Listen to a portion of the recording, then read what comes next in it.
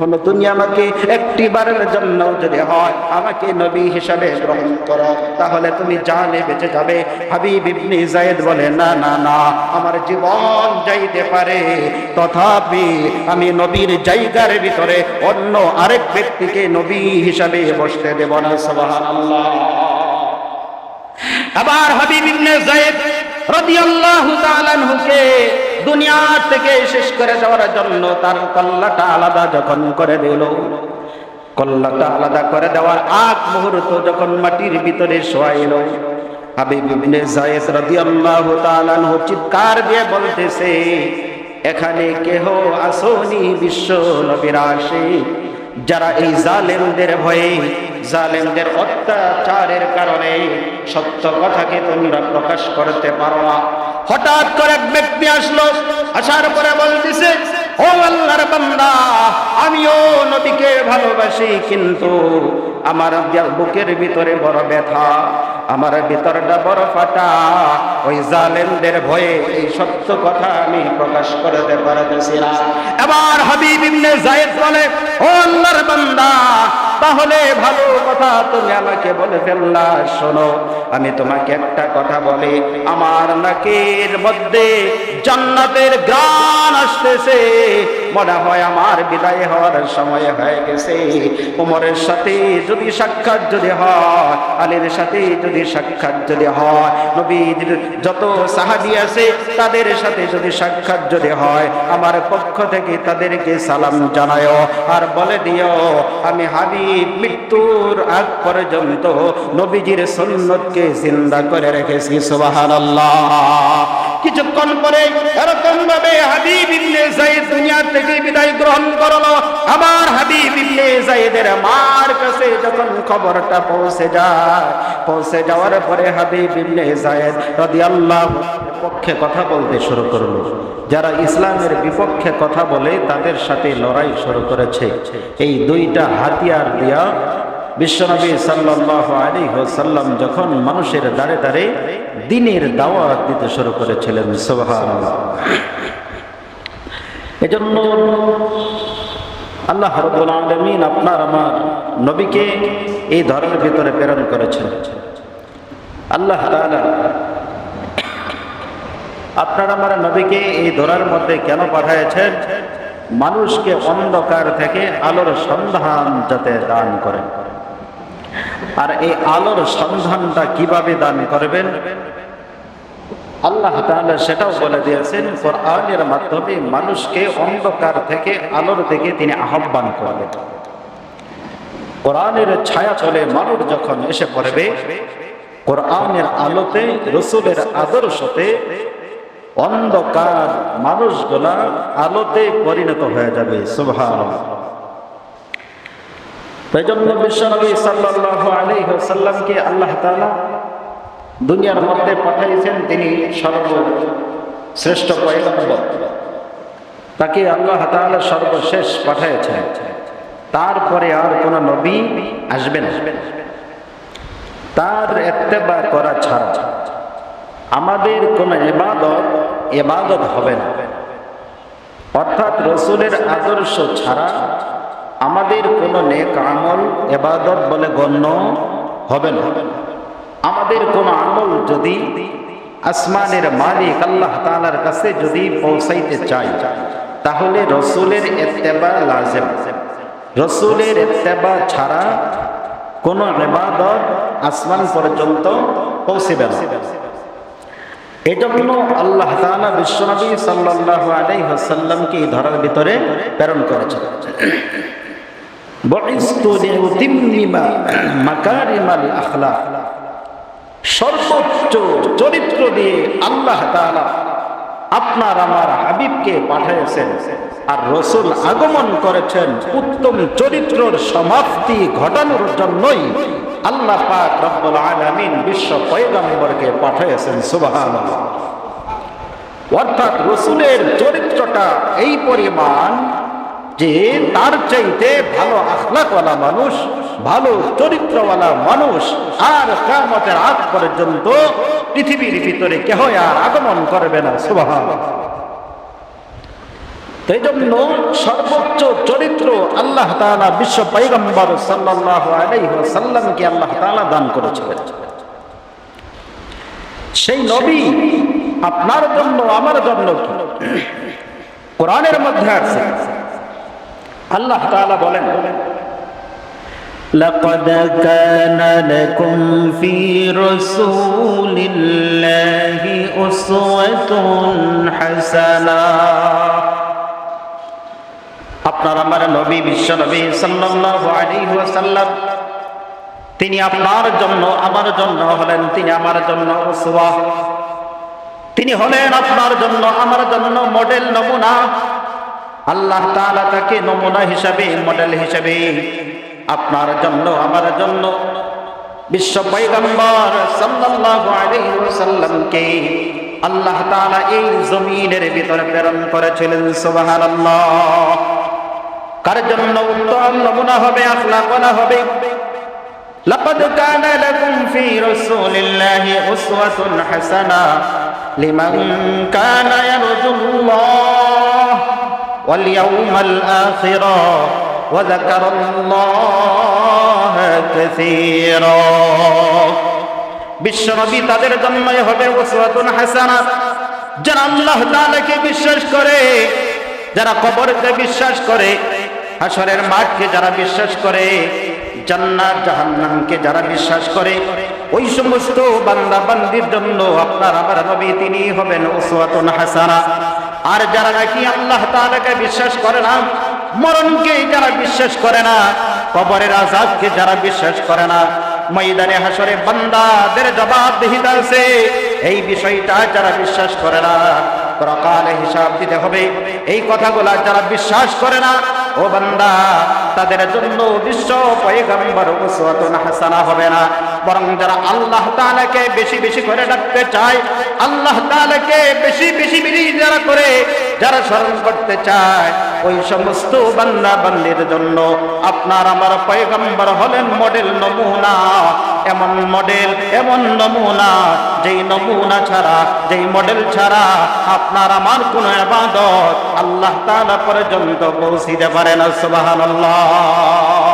এজন্য ভাইরা আমার কি করতে হবে? উসওয়াতুন হাসানাহ যেখানে আল্লাহ তাআলা বলে দিয়েছেন, এজন্য আপনার প্রত্যেকটা আমলের ভিতরে, আমার প্রত্যেকটা আমলের ভিতরে, খানা খাওয়ার মধ্যে যেমন নবীজির সুন্নাত আছে, মসজিদে ঢোকার ভিতরে নবীজির সুন্নাত আছে, মসজিদের ভিতরে অবস্থান করার ভিতরে নবীর সুন্নাত আছে, মসজিদ থেকে বের হওয়ার সময় কিভাবে বের হতে হবে সেটাও নবীজির সুন্নাত আছে, বাথরুমে যাবেন সেটার মধ্যেও সুন্নাত আছে, কিভাবে বাথরুম করবেন তারপরেও সুন্নাত আছে, বাথরুম থেকে কিভাবে বের হবেন ওখানেও সুন্নাত আছে, পেশাব করতে যাবেন ওখানেও সুন্নাত আছে, কিভাবে কোন তরিকায় বসবেন এটার ভিতরেও সুন্নাত আছে, টিস্যু ব্যবহার করবেন কোন তরিকায় টিস্যুটা ব্যবহার করবেন এটার মধ্যেও নবীজির সুন্নাত আছে, বিবাহের মধ্যেও নবীজির সুন্নাত আছে, ব্যবসার ভিতরেও নবীজির সুন্নাত আছে, ফরজ নামাজের আগেও সুন্নাত আছে, বান্দারে ওযু করতে যাবেন ওযুর ভিতরেও নবীজির সুন্নাত আছে, তাহাজ্জুদ করবেন নবীজির সুন্নাত আছে, জানাজা পড়বেন নবীজির সুন্নাত আছে, রোজা রাখবেন নবীজির সুন্নাত আছে। এমন কোন ইবাদত নাই যে ইবাদতের ভিতরে নবীজির সুন্নাত নাই। সুবহানাল্লাহ। তার প্রত্যেকটা আমলের ভিতরে, প্রত্যেকটা আমলের লাইনে, প্রত্যেকটা ইবাদতের ভিতরে বিশ্বনবী সাল্লাল্লাহু আলাইহি ওয়াসাল্লামের সুন্নাত আল্লাহ তাআলা ফিট করে দিয়েছে। সুবহানাল্লাহ। নসলকে বাদ দিয়া কোনো ইবাদত হবে না। আমরা বাস্তব অবস্থা দেখতে পাই বিভিন্ন কলকারখানার মধ্যে, বিভিন্ন ফ্যাক্টরির ভিতরে মালিকের পক্ষ থেকে একটা ফরমা বানায়া দেয়, একটা নমুনা বানায়া দেয় যে এই জিনিসটা তৈরি করবে, এই জিনিসটার উৎপাদন হবে। এই ফরমা অনুযায়ী বান্দা তুমি যদি বানাও, তাহলে শুধু বানাইলেই হবে না, যে কোম্পানি থেকে মালগুলা বের হবে, সেল দেওয়া হবে, ওই কোম্পানির সিল থাকবে, মোহর থাকবে, সবকিছুই থাকবে। এইভাবে প্রত্যেকটা মাল বের হয়। আর যদি মালিকের যদি সিল মোহর যদি না থাকে, ইট খোলার মধ্যে যাবেন ওখানেও দেখা যাবে মালিকের এরকম ভাবে সিল থাকে, মোহর থাকে। যেই কাদা মাটি দিয়া বান্দারা কি করে ইট তৈরি করে। ও বান্দা, ফরমার ভিতরে মাটি যদি আপনি যদি না দেন, আন্দাজ করে অনুমান করে যদি কিছু মাটি আপনি যদি দান করেন, এই মাটিটা দু হাত দেয়া লাড়াচাড়া করে আপনি কিন্তু ইট বানাইতে পারবেন, ইট হবে ঠিক, কিন্তু ওই ইটটা মালিকের কাছে গ্রহণযোগ্য হবে না। কেন গ্রহণযোগ্য হবে না? ওই ইটটার ভিতরে নাম্বার নাই, মালিকের সিল নাই। কোন এরকম ভাবে, কোন ফ্যাক্টরি থেকে, কোন এরকম ভাবে ইট খোলা থেকে ইটটা এসেছে, তার কোনো ডকুমেন্ট নাই, তার কোনো প্রমাণ নাই। এজন্য মানুষ সেটাকে গ্রহণ করবে না। নাম্বার ছাড়া কোনো ইট এরকম ভাবে মানুষ বেশি একটা ব্যবহার করে না। ঠিক রকম ভাবে আল্লাহ রাব্বুল আলামিন আপনার জীবনের প্রত্যেকটা আমলের ভিতরে, আমার প্রত্যেকটা জীবনের আমলের ভিতরে, প্রত্যেকটা আমলের ভিতরে বিশ্ব নবীর সুন্নতের ফরমার ভিতরে ফালাইয়া আল্লাহ তাআলা দেখবে, দেখি কোন ফরমার ভিতরে আমার নবীজির সুন্নতের ফরমার ভিতরে আছে কিনা। যদি দেখা যায় নবীজি সাল্লাল্লাহু আলাইহি ওয়াসাল্লামের সুন্নতের ফরমার ভিতরে বান্দা তোমার নামাজ এরকম ভাবে আছে, তাহলে তোমার নামাজ কবুল হবে। নবীজির সুন্নতের ফরমার ভিতরে তোমার রোজা যদি হয়, তাহলে বলবে এই রোজাটাও কবুল হয়েছে। নবীজির সুন্নতের ভিতরে যদি তোমার যাকাত যদি হয়, তাহলে ওই যাকাতটাও গ্রহণযোগ্য হবে। নবীজির সুন্নতের মধ্যে তোমার বান্দা যদি হজ যদি থাকে, ওই হজ এরকম ভাবে মালিকের কাছে গ্রহণযোগ্য হবে। আর না হয় মালিকের কাছে এই নামাজ গ্রহণযোগ্য হবে না, এই হজ গ্রহণযোগ্য হবে না, এই যাকাত গ্রহণযোগ্য হবে না, কোনো কিছুই গ্রহণযোগ্য হবে না যতক্ষণ পর্যন্ত নবীজির আদর্শের ভিতরে, নবীজির সুন্নতের ফরমার ভিতরে ফলানোর পরে, যতক্ষণ পর্যন্ত নবীজির সুন্নতের মাধ্যমে প্রত্যেকটা আমল আল্লাহ তাআলা দেখবে যে আমলটা সুন্নতের প্যাকেজ দিয়া বরাবর করা, ওই আমলটা মালিকের কাছে গ্রহণযোগ্য হবে। আর যদি না হয় সুন্নতের প্যাকেজ দ্বারা যদি বান্দা কোনো আমল যদি বান্দা যদি না করে, ওই আমলটা বরবাদ হয়ে যাবে। মালিকের কাছে ওই আমলটা কখনো গ্রহণযোগ্য হবে না। এজন্য আল্লাহ তাআলা বলেছেন উসওয়াতুন হাসানা, ইমানদার বান্দা যারা আল্লাহ তাআলাকে যারা বিশ্বাস করে, ওই বান্দা বান্দীদের জন্য আপনার আমার পয়গম্বর হলো উসওয়াতুন হাসানা, মডেল নমুনা। এজন্য বিশ্ব পয়গম্বর সাল্লাল্লাহু আলাইহি ওয়াসাল্লাম তার আদর্শ বান্দাকে, বান্দারে তোমার আমাকে গ্রহণ করতে হবে। নবীজির আদর্শের ভিতরে রয়েছে এরকম ভাবে হেদায়েত, নাজাত। এজন্য যারা নবীজি সাল্লাল্লাহু আলাইহি ওয়াসাল্লামের আদর্শ গ্রহণ করবে, তারাই হেদায়েত পেয়ে যাবে। বিশ্ব নবী সাল্লাল্লাহু আলাইহি ওয়াসাল্লামকে আল্লাহ তাআলা মানুষ হিসেবে এই ধরার ভিতরে প্রেরণ করেছেন।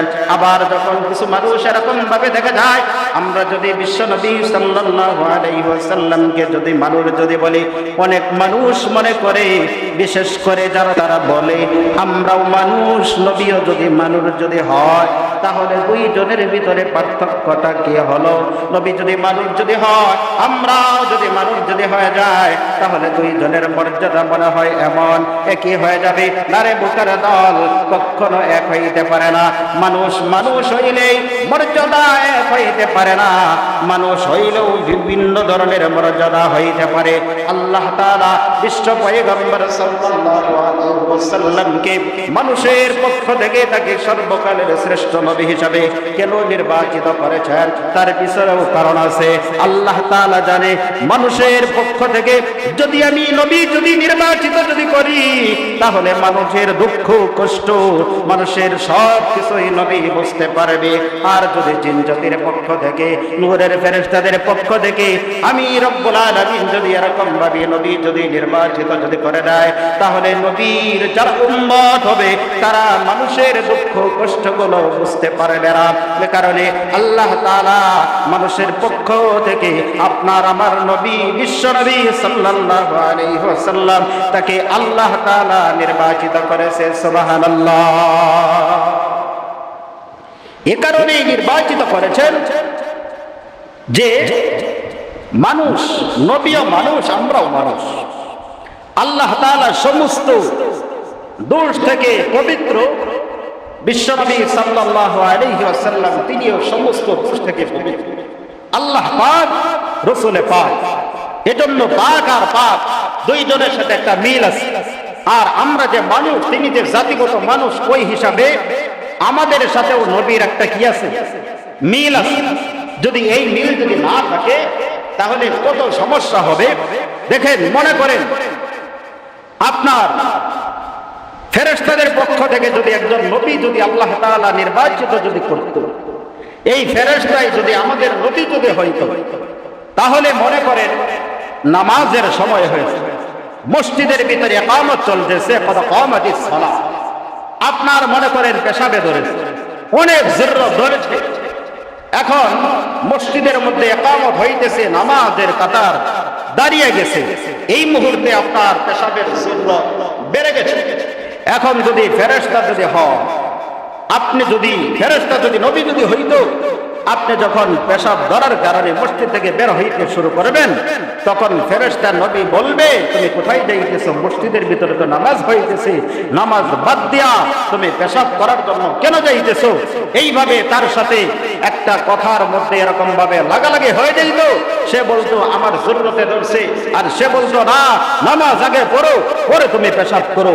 কিন্তু বিশ্বনবী সাল্লাল্লাহু আলাইহি ওয়াসাল্লাম তাকে মানুষ হিসেবে নবী বানানোর কারণে মানুষের পেশাবে ধরলে কেমন কষ্ট, ক্ষুধা লাগলে কেমন কষ্ট, অসুস্থতা হয়ে গেলে কি অবস্থা বান্দার, এগুলা সব কিছুই বিশ্বনবী বুঝতেন। সুবহানাল্লাহ। বরং বিশ্বনবী সাল্লাল্লাহু আলাইহি ওয়াসাল্লাম বলেন, যদি আমার কোন উম্মতের এরকম যদি কোন পরিস্থিতি হয়, কাজে কর্মে বান্দা ঘোরাফেরা করার জন্য কাজ করতে গিয়েছে, বান্দার আসতে দেরি হয়ে গেছে, বান্দার অনেক ক্ষুধা লেগেছে পেটের মধ্যে, আবার ওদিক দিয়া বান্দা নামাজের সময় হয়ে গেছে, এখন দুটো কাজ করার দরকার।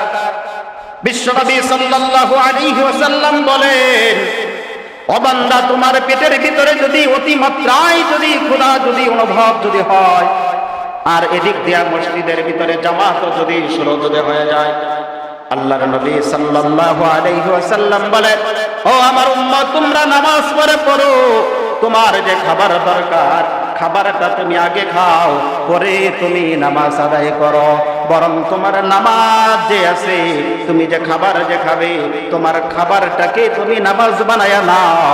আর তুমি এইভাবে কাজ যদি না যদি করো বান্দা, তাহলে দেখা যাবে পেটের ভিতরে ক্ষুধার যন্ত্রণা নিয়া বান্দা তুমি যখন মসজিদের ভিতরে নামাজের যাই নামাজের মুসল্লায় যখন দাঁড়ায় যাবে, তখন নামাজ পড়তে থাকবে, আর বারবার ক্ষুধার কথা এরকম ভাবে মনে পড়বে, ভাতের কথা মনে পড়ে যাবে, তখন তোমার এই নামাজ আর নামাজ থাকবে না, পুরা নামাজটাই খাওয়াবার এরকম ভাবে রূপান্তরিত হয়ে যাবে।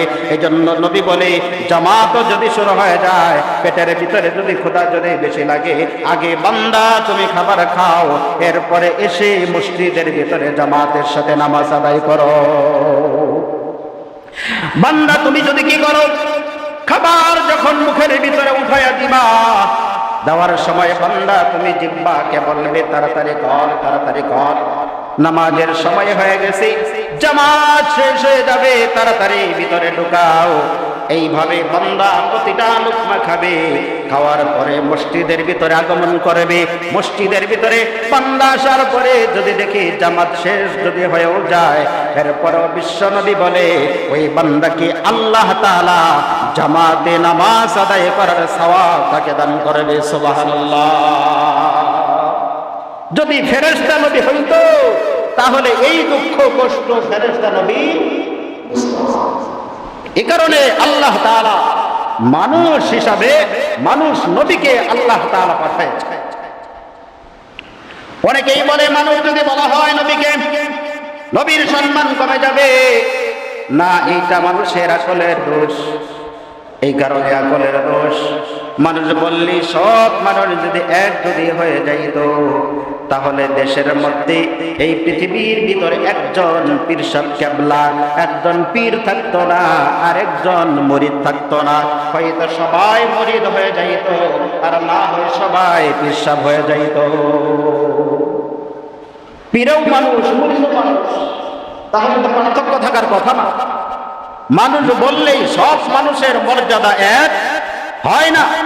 কোন পাগল কি আছে এই কথা বলবে যে সরকার প্রধানের যে সম্মান, সে যেমন মানুষ, একজন রাখাল, একজন দিনমজুর, একজন টুকাই বেচারা, সেও তো মানুষ। কোন মানুষকে বলবে প্রধানমন্ত্রীর যে মর্যাদা, এই টুকাই বেচারার মর্যাদা ঠিক কি মর্যাদা, দুইজনের সম্মানে, এই কথা কেন বলবে? বলবে না। কেন বলবে না? তারা তো মানুষ। মানুষ হইলে সবার মর্যাদা এক হয় না। এজন্য আল্লাহ তাআলা বনি আদম, তাদের সম্মান আল্লাহ তাআলা বাড়াইছেন।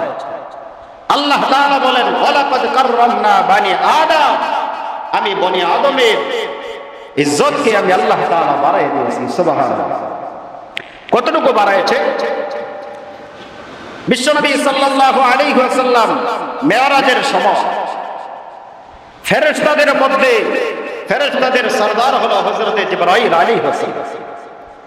যত ফেরেশতা আছে এই ফেরেশতাদের লিডার হলো কে? জিবরাইল আলাইহিস সালাম। ফেরেশতাদের যতগুলো ফেরেশতা আছে এই ফেরেশতাদের সরদারের নাম কি বলে? কোন ফেরেশতা? জিবরাইল আলাইহিস সালাম। জিবরাইল আলাইহিস সালামকে বিশ্বনবী সাল্লাল্লাহু আলাইহি ওয়াসাল্লাম ছিলেন মাটির তৈরি মানুষ, আর ফেরেশতা ছিল নূরের তৈরি ফেরেশতা। যখন আল্লাহ তাআলা আহ্বান করলেন আসমানে নেওয়ার জন্য, আবার নূরের ফেরেশতা যেই পর্যন্ত পৌঁছাইতে পারে না, তার থেকে বেশি উপরে আল্লাহ তাআলা মাটির তৈরি মানুষ আপনার আমার নবীকে তার চাইতে আরো উপরে আসনের ভিতরে ডেকে নেই। সুবহানাল্লাহ। অর্থাৎ মাটির তৈরি মানুষ যেই পর্যন্ত পৌঁছাইতে পারে, নূরের ফেরেশতা পর্যন্ত পৌঁছাইতে পারে না। এই কথার দ্বারা বোঝা গেল মানুষের সম্মান বরং ফেরেশতাদের চাইতেও আল্লাহ তাআলা বেশি দান করেছে। সুবহানাল্লাহ। বিশ্বনবী সাল্লাল্লাহু আলাইহি ওয়াসাল্লামের আদর্শ গ্রহণ করতে হবে, উসওয়াতুন হাসানাহ। হযরতে ওমর রাদিয়াল্লাহু তাআলা আনহু, কাবা ঘরের পাশে একটা পাথর আছে, যেই পাথরটাকে বলা হয় হযরতে আসওয়াদ পাথর। কি নাম? হযরতে আসওয়াদ পাথর। যারা হজে গেছে, উমরা করে আসছে, তারা ওই পাথরটা অবশ্যই দেখছে। ওই পাথরটা এক সময় সাদা ছিল। কি ছিল? ওই পাথরটা এক সময় সাদা ছিল, এখন কিন্তু ওই পাথরটা কালো। ওই পাথরটা পবিত্র ছিল। এই গুনাহগার বান্দারা ওটার ভিতরে চুম্বন করতে করতে ওই পাথরটা এখন কালো হয়ে গেছে।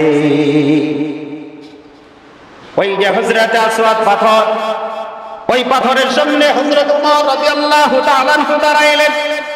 দাঁড়ানোর পরে হযরতে ওমর রাদিয়াল্লাহু তাআলা আনহু পাথরকে ইঙ্গিত করে ইশারা করে বলতেছে, ও পাথর, তোমার গায়ে মানুষ এরকম ভাবে চুম্বন করে, আমি ওমর তোমার সামনে দাঁড়ানো, আমি ওমর কিন্তু তোমার গায়ে চুম্বন করব না। আমি ওমর কিন্তু তোমার সামনে আমার মাথা কি আমি নত করব না।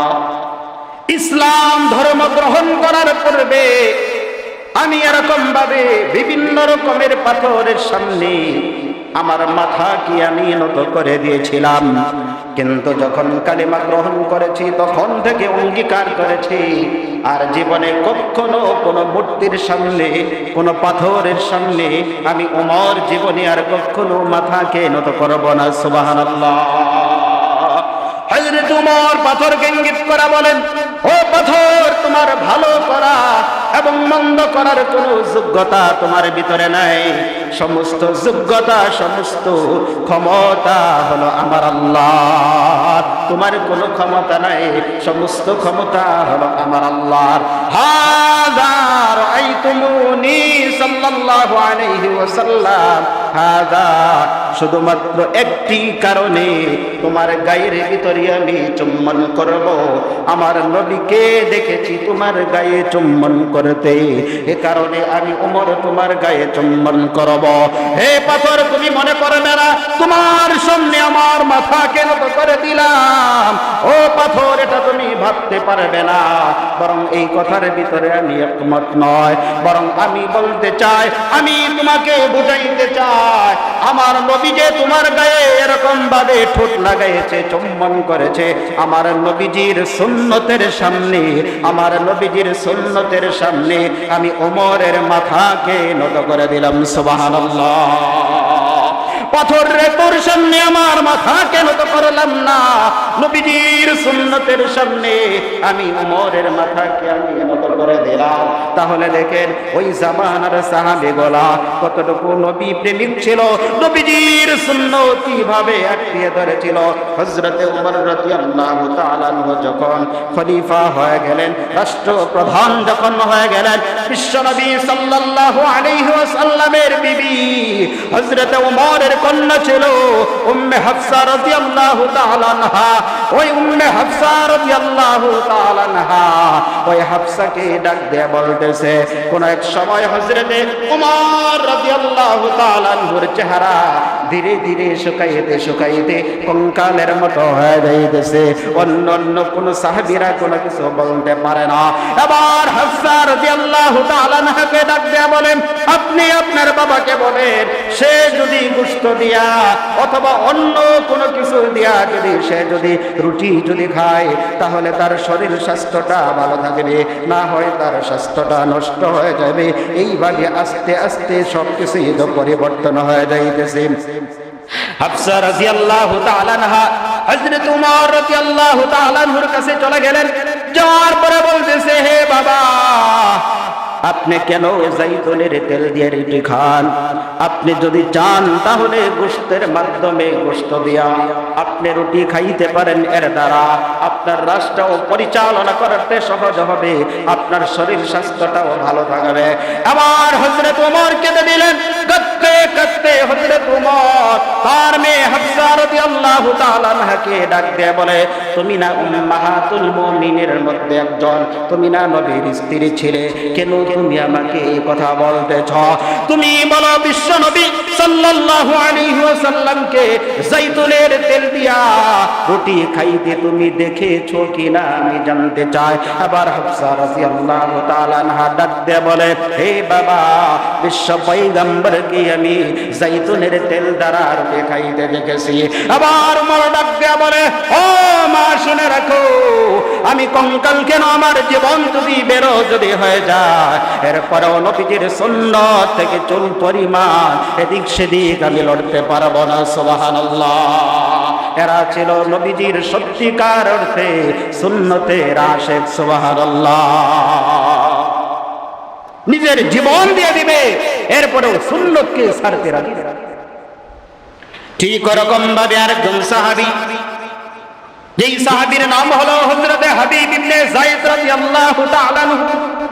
হাবিব ইবনে যায়েদ রাদিয়াল্লাহু তাআলা আনহু ওই জামানায় মুসাইলামা নামক একজন কাযযাব ছিল, যিনি নিজেকে এরকম ভাবে নবী হিসাবে দাবি করত। সে ছিল বন্ড নবী, সে ছিল প্রতারক। ওই মুসাইলামা হাবিব ইবনে যায়েদ রাদিয়াল্লাহু তাআলা আনহুকে ধরলেন। ধরার পরে বলতেছে, ও হাবিব ইবনে যায়েদ, আমাকে একটি বারের জন্য যদি হয়, আমাকে তুমি নবী হিসাবে গ্রহণ করো, আমাকে নবী হিসাবে মেনে নাও। হাবিব ইবনে যায়েদ রাদিয়াল্লাহু তাআলা আনহু বলে, না না, আমার নবী একজন মুহাম্মাদুর রাসূলুল্লাহ সাল্লাল্লাহু আলাইহি ওয়াসাল্লাম, তাকে ছাড়া আর কাউকে আমি নবী হিসাবে স্বীকার করতে পারবো না। নবীজি হাদিসের ভিতরে বলেছেন, আনা খাতামুন নাবিয়্যিনা লা নাবিয়্যা বাদি, আমার নবীর পরে আর কোন নবী আসবে না, আর কোন নবী হবে না। যারা নবী দাবি করবে, যারা এই মিথ্যাচার করবে, তারা হবে কাযযাব, তারা হবে দাজ্জাল, তারা নবী হইতে পারে না। ও মুসাইলামা, আমি কোনোভাবেই তোমাকে নবী হিসাবে স্বীকার করতে পারবো না। আবার হাবিব ইবনে যায়েদকে উদ্দেশ্য করে বলে, ও হাবিব, তাহলে প্রস্তুত হয়ে যাও, তোমার ডান হাতটা কেটে নেওয়া হবে, এখনো সময় আছে, সিদ্ধান্ত গ্রহণ করো। যদি তুমি আমাকে নবী হিসাবে যদি স্বীকার যদি করো, তাহলে কোনো কিছুই কর্তন করবো না। হাবিব ইবনে যায়েদ বলে, আমার কলিজা কেটে দিতে পারবো, এরপরেও নবীজির সুন্নাত থেকে পিছপা হইতে পারবো না। সুবহানাল্লাহ। আমার হাবিব ইবনে যায়েদ রাদিয়াল্লাহু তাআলা আনহুকে জল্লাদ এরকম ভাবে ধরলো। ধরার পরে মুসাইলামা বলতেছে, জল্লাদ রে, হাবিব ইবনে যায়েদের ডান হাতটা তাড়াতাড়ি করে কেটে দাও। আবার জল্লাদ অর্ডার পাওয়ার সাথে সাথে মুসাইলামার কথা শোনার সাথে সাথে জল্লাদ হাবিব ইবনে যায়েদ রাদিয়াল্লাহু তাআলা আনহুর ডান হাতটা এরকম ভাবে কেটে দিল। বাম হাতটা অবস্থা করতেছে, বাম হাতটা আছে, ডান হাত মাটির ভিতরে পড়ে গেল। ডান হাত পড়ে যাওয়ার পরে মুসাইলামার সামনে হাবিব ইবনে যায়েদ রাদিয়াল্লাহু তাআলা আনহু চিৎকার দিয়ে বলতেছে, ওয়া আশহাদু আন্না মুহাম্মাদুর রাসূলুল্লাহ, সুবহানাল্লাহ। হাবিব ইবনে যায়েদ তখনও সাক্ষ্য দিতেছে, আমার নবী মুহাম্মাদুর রাসূলুল্লাহ, আমার নবী মুহাম্মাদুর রাসূলুল্লাহ, আমার নবী মুহাম্মাদুর রাসূলুল্লাহ। এবার যখন দেখতেছে হাবিব তার কথার ভিতরে অটল আছে, আমার জল্লাদকে ডাক দিয়ে বলে, ও জল্লাদ, হাবিবের বাম হাত যে আছে ওই বাম হাতটাও কেটে দাও। সাথে সাথে বাম হাতটাও কেটে দিল। ডান হাত নাই, বাম হাত নাই। এরপরেও আল্লাহর বান্দা কি করতেছে, ওয়া আশহাদু আন্না মুহাম্মাদুর রাসূলুল্লাহ চিৎকার দিয়ে বলতেছে, বিশ্ব পয়গম্বর তিনি হলেন আমার নবী, আমার নবী মুহাম্মদ, তোমাকে কখনো আমি নবী মানতে পারি না। এরপরে জল্লাদকে আবার ডাক দিল, ও জল্লাদ, তার কানটা কেটে দাও, চক্ষুগুলো উঠায় না। আর হাবিবকে বলে, ও হাবিব, শেষবারের মতো বলতেছি, এখনো সময় আছে, না হয় এখনো তুমি আমাকে একটি বারের জন্য যদি হয় আমাকে নবী হিসাবে গ্রহণ করো, তাহলে তুমি জানে বেঁচে যাবে। হাবিব ইবনে যায়েদ বলে, না না না, আমার জীবন যাইতে পারে, তথাপি আমি নবীর জায়গার ভিতরে অন্য আরেক ব্যক্তিকে নবী হিসাবে বসতে দেব না। সুবহানাল্লাহ।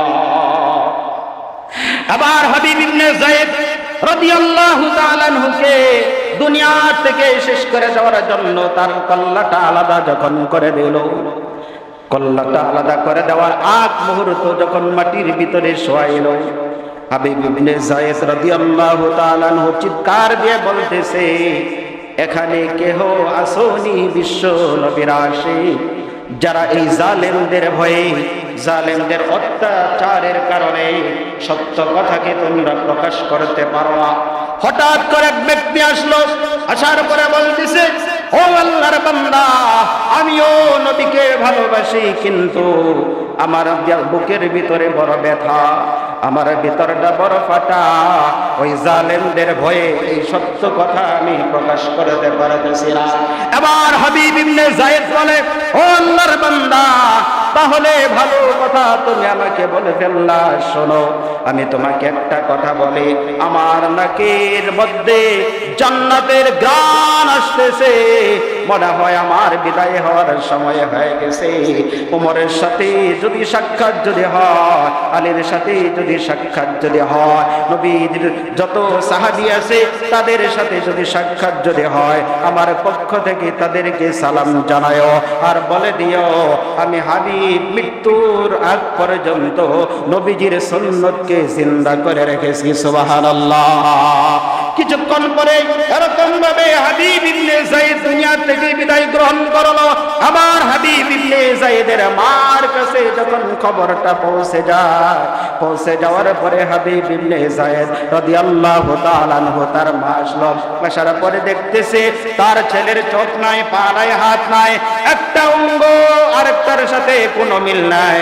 মাথাটা আলাদা পড়ে আছে, হাতটা আলাদা পড়ে আছে, কানগুলো আলাদা পড়ে আছে। এবার বিচ্ছিন্ন অবস্থায় ওই বডিটাকে হাবিব ইবনে যায়েদের মা মুখের ভিতরে জড়াইয়া চিৎকার দিয়া বলে, হাবিব রে, তোর মতো সন্তানকে আমি মা পেটে ধারণ করার কারণে আমি মা হিসাবে ধন্য হয়ে গেছি।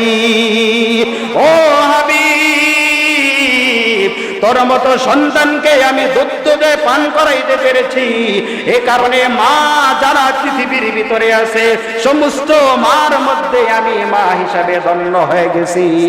মুসিবতের ময়দানে আমি বলতে পারবো, আল্লাহ আমার সন্তান হাবিব ইবনে যায়েদ মৃত্যুর আগ মুহূর্ত পর্যন্ত তোমার পয়গম্বরের সুন্নতকে জিন্দা করেছে, সুন্নতকে ধরে রেখেছে।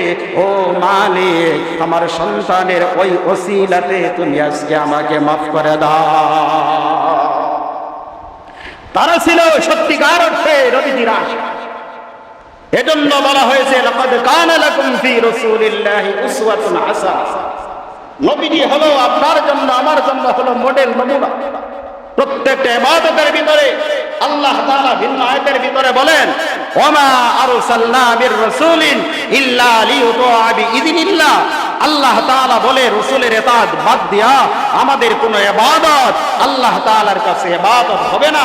আমাদের প্রত্যেকটা কর্ম, প্রত্যেকটা লাইনে যা কিছু করব, এটা যদি রাসূলের আদর্শ যদি থাকে, তাহলে এই আদর্শটা নবীজির আদর্শ যখন হয়ে যাবে, সেটা আল্লাহ তাআলার কাছে ইবাদতে গণ্য হবে।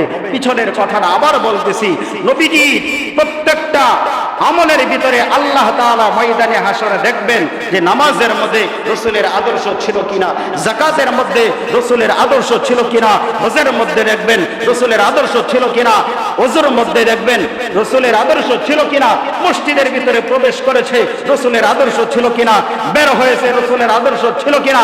যদি দেখে সবগুলার ভিতরে নবীজির সুন্নতের প্যাকেট ছিল, নবীজির আদর্শ ছিল, তাহলে সবগুলাকে আল্লাহ তাআলা ইবাদতে গণ্য করে নিয়ে নিবে, আর না হয় একটাও ইবাদতে গণ্য হবে না। আল্লাহ পাক রব্বুল আলামিন আমাদের সবাইকে রাসূলকে মডেল মেনে আমাদের সকলের জীবনকে পরিচালনা করার সবাইকে আল্লাহ তাআলা তৌফিক দান।